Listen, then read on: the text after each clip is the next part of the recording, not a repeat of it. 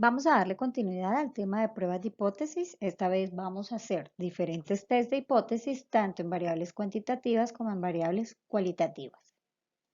Estos son los temas que vamos a revisar. Inicialmente miraremos cuáles son las características que hay que tener en cuenta para escoger el test apropiado, los supuestos de estos tests, cómo hacemos el paso a paso de una prueba de bondad de ajustes, qué tipo de transformaciones aplicamos y finalmente terminaremos con un t-test para muestras independientes y para muestras dependientes. Lo primero que debemos tener en cuenta para escoger un test estadístico apropiado es establecer cuál es el objetivo de investigación. Dentro de los objetivos de investigación puede ser o comparar o relacionar. En el caso de comparar nos hacemos preguntas como si hay diferencias entre los grupos, por ejemplo, entre hombres y mujeres, peso promedio, o si hay diferencias entre el grupo control con los grupos de tratamientos, o si tenemos, por ejemplo, diferencias entre diferentes individuos que están agrupados por algún tipo de preferencia. En el caso de hacer un objetivo de investigación de tipo de relación, nos hacemos preguntas si determinadas variables están relacionadas o están asociadas, como por ejemplo, si la edad está relacionada con la masa muscular, si la altura está relacionada con el peso, si el tiempo de recuperación depende de la dosis del medicamento o si por el contrario podemos predecir una función o una variable en función de otra. El segundo aspecto que hay que tener en cuenta para escoger el test adecuado es conocer con qué tipo de variables contamos, qué datos tenemos. Podemos tener variables de tipo cualitativas o categóricas, como los ejemplos que presentamos acá, cuál es el expresado, estado civil, sexo, y estas variables usualmente son expresadas en términos de proporción. O yo puedo tener variables de tipo cuantitativas. Recordemos que las variables cuantitativas pueden ser de dos tipos: aquellas que son continuas y provienen de mediciones o aquellas que son discretas y provienen de conteos. Este tipo de variables usualmente son expresadas en términos del promedio. Resumiendo entonces, para escoger un estadístico apropiado debemos tener en cuenta el objetivo, si vamos a hacer un análisis de comparación o de relación, y el tipo de datos, si tenemos variables cualitativas o variables cuantitativas. Si su estudio intenta realizar una comparación, es decir, se quiere preguntar si existen diferencias entre alguna característica o alguna variable que estén midiendo y solamente poseemos datos categóricos o cualitativos, estamos dentro del test o la familia del test chi cuadrado. Si nuestro objetivo es preguntarnos si existen diferencias y tenemos dos tipos de datos, una variable categórica y una variable continua, estamos frente a una familia del t-test. Tenemos que hacer una prueba de test. Por el contrario, si lo que tenemos son dos variables cuantitativas y queremos hacer o conocer si existe algún tipo de relación entre ellas, estamos frente a este tipo de familias de test que es correlación o regresión. Una vez sepamos cuál familia de test vamos a usar, debemos profundizar un poco más para encontrar el test apropiado. ¿Esto qué significa? Veamos. En la prueba test student debemos tener claro cuántos grupos debemos o tenemos en la variable independiente. Si tenemos un solo grupo, decimos que hacemos un test para una muestra. Es el caso que revisábamos en la clase anterior, que tomamos una muestra y lo comparamos con el valor que hipotetizamos en la población. Por ejemplo, si quisiéramos saber si el peso promedio de los hombres jóvenes en la escuela de biología difiere del peso promedio de hombres jóvenes en la población colombiana.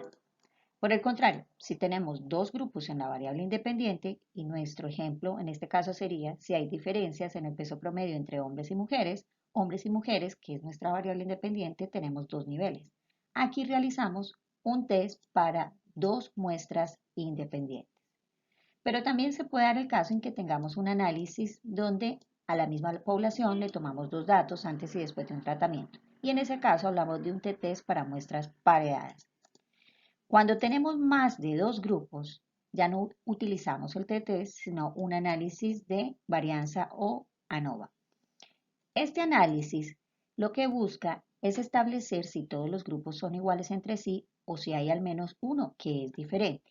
Pero este test no dice qué grupo es el que difiere del resto. Para esto debemos hacer un análisis posterior que revisaremos más adelante. En el test de chi cuadrado es más sencillo porque no importa el número de grupos o niveles que vayamos a comparar y siempre utilizamos el mismo test.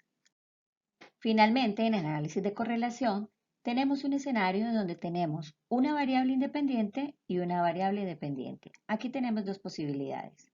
Podemos hacer una correlación porque queremos averiguar qué tan relacionadas están estas dos variables. Por ejemplo, si quisiéramos saber si está relacionada la incidencia de la gripe con la precipitación estacional o si la masa muscular está relacionada con la edad. Y estas correlaciones nos podemos preguntar de qué manera son, si son inversas, si es débil, si es fuerte. En el caso de la regresión, lo que hacemos es buscar una ecuación matemática específica que describa la relación entre estas variables y esta ecuación nos permite hacer predicciones. Los test anteriores obligan a cumplir unos supuestos sobre los parámetros de la distribución de la probabilidad normal, es decir, tanto el t-test como ANOVA y determinados tipos de correlaciones requieren que se cumplan ciertos supuestos. Primero, que los datos sigan una distribución normal y segundo, que haya homogeneidad de varianzas entre los grupos que estamos comparando. Por ello, a este conjunto de pruebas se le denomina estadística paramétrica porque exige que se cumplan los parámetros de la distribución normal. Los test estadísticos que permiten comparar o establecer si mis datos siguen una distribución teórica específica se les denominan pruebas de bondad de ajuste. Y hay diferentes tipos de pruebas de bondad de ajuste. Si voy a hacer una prueba de bondad de ajuste y tengo unas variables categóricas o cualitativas, aplico una prueba de bondad de ajuste chi cuadrado. Por el contrario, si tengo muestras que no son categóricas, como variables cuantitativas, ya sean discretas o continuas, tengo diferentes tipos de test, como Kolmogorov-Smirnov o el test de Shapiro-Wills. Ya sabemos entonces que antes de realizar los test estadísticos para contrastes de hipótesis debemos establecer si nuestros datos son normales y para eso aplicamos diferentes tipos de test o si tienen igualdad u homogeneidad de varianzas, que en este caso se le denomina, o la más utilizada, es la prueba de Leven.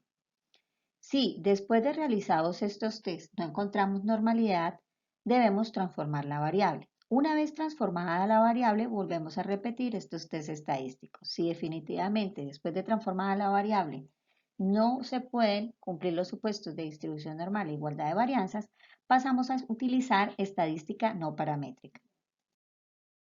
Veamos los pasos para realizar una prueba de bondad de ajuste. Lo primero que debo tener en cuenta son las hipótesis. Las hipótesis se redactan de una manera un tanto distinta a lo como hemos venido trabajando en nuestros test estadísticos, porque justamente lo que se busca es no rechazar la hipótesis nula. ¿Por qué? Porque la hipótesis nula establece que mis datos sí siguen la distribución que necesito o que estoy poniendo a prueba, si siguen una distribución normal, por ejemplo, mientras que la hipótesis alternativa es que los datos no siguen esa distribución. ¿Cómo lo verifico?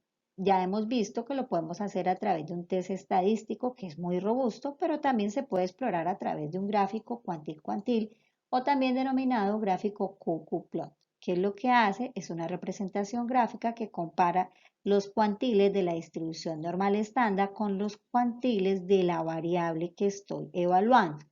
Si esos datos siguen una línea recta en este trayecto, yo puedo establecer o definir que los datos siguen una distribución normal. El siguiente paso, y el más robusto de ellos, es aplicar un test o una prueba de bondad de ajuste para saber si mis datos siguen esa distribución normal. En este caso, por ejemplo, si tengo mi variable peso y quiero saber si siguen una distribución normal, solamente llamo la función de la LITEST de peso y en este caso fijémonos el p-valor. Recordemos que la hipótesis nula es que mis datos siguen o la variable peso sigue una distribución normal. Teniendo un p de esta magnitud de 0.86, no puedo rechazar la hipótesis nula. Por lo tanto, los datos sí siguen una distribución normal. Otro test que también puedo realizar es el test de Shapiro. Shapiro test, llamo la función Shapiro test de la misma variable y observo que obtengo el mismo p-valor y por lo tanto no puedo rechazar la hipótesis nula. De acuerdo con el p-valor, la variable peso sí sigue una distribución normal y en ese caso puedo aplicar el test estadístico correspondiente. Hemos realizado entonces el test estadístico y nuestros datos no siguen una distribución normal. Vamos a realizar las transformaciones de la variable. ¿Qué tipo de transformaciones vamos a usar? Podemos entonces seguir esta regla que tiene en cuenta la simetría de los datos. Mi variable x hace referencia a la variable en cuestión que estoy poniendo a prueba. En el caso de que esta variable tenga simetría negativa, es decir, con cola hacia la izquierda, y de acuerdo con ese nivel de asimetría, yo puedo establecer o tomar mi variable, elevarla al cuadrado o elevarla al cubo o e a la x. En el caso de que esta misma variable que estoy poniendo a prueba tenga asimetría positiva o cola hacia la derecha, lo que debo hacer entonces es una serie de transformaciones de tipo raíz de x, logaritmo natural de x, 1 sobre x o 1 sobre x al cuadrado. Veamos el siguiente ejemplo. Tenemos una base de datos donde tenemos consignados los pesos de altura y peso de niños comprendidos en una edad entre 2 a 4 años entre dos países. Y el objetivo es determinar si existen diferencias significativas en el peso de los niños en esa edad entre ambos países. Lo primero que debemos preguntarnos es, ¿cuál es el objetivo de la investigación? Comparar. Es decir, queremos saber si hay diferencias entre estos dos países. ¿Qué tipo de datos tenemos? Tenemos una variable de tipo cuantitativo continua que es peso y una variable de tipo cualitativa que es el país. ¿Cuántos grupos tenemos? En mi variable independiente, que en este caso es país, tenemos dos países a comparar. ¿Qué tipo de test vamos a realizar? Un t-test para muestras independientes.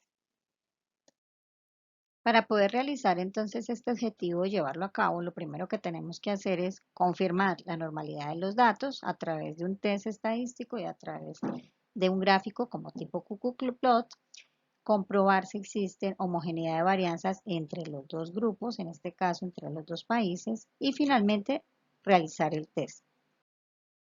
Vamos a realizar el paso a paso. Lo primero que debemos hacer es confirmar la normalidad de los datos.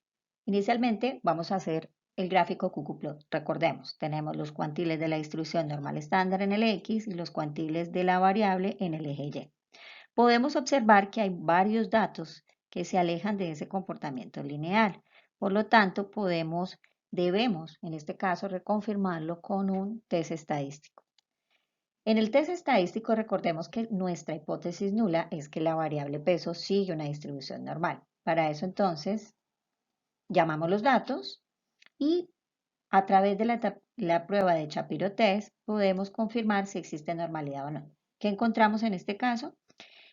Esta prueba de normalidad se debe hacer en función de los niveles de la variable independiente y lo que nos demuestra el resultado es que hay un grupo que no sigue la distribución normal, en este caso España, y hay un grupo que sí sigue una distribución normal, en este caso Italia.